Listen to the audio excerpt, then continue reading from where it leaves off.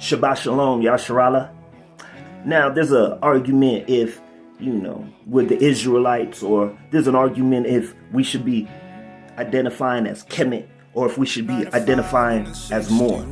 The thing that we have to understand is that these are different chambers to truth.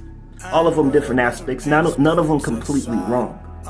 The thing that has us the most conditioned is the construct and the ideology of blackness or whiteness, in the categories of how they put us as black, white, red, yellow. These are colors and constructs that they developed in order to keep us distracted from our true identity. And one of the funny things that's happening currently is that we're fighting over identity and being able to say who we choose to be. Now, we see it happening in the mainstream world within the left, right, with the LGBTQIA. But I say it's even more important for us to know our nationalities. Now, before we were actually known as black, we were known as more. But even before that, the whole planet was Aborigine.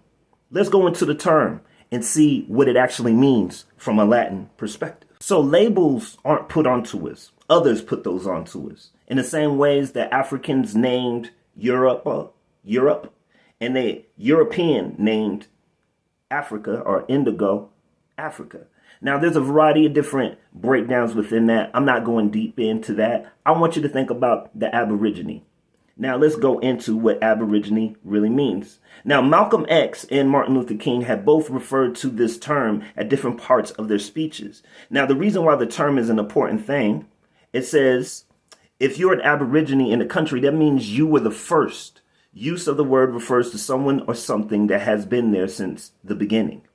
Now, the word Aborigine traces back to the Latin origin, meaning from the beginning.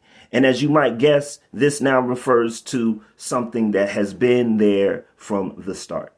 So when we're talking about what or who or what we contributed, the thing we have to understand is that when we see black Europeans, the reason why we see black Europeans because they're the originals. That'd be the same even with the true Israelites. Because when we're talking about history and we're breaking it down, we're talking about the originals.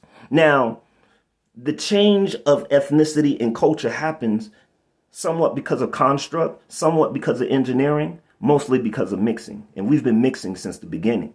But we have to understand that once we get outside of the construct, we're a variety of tribes. And within those tribes, we're the Aborigine, the originals, the beginning.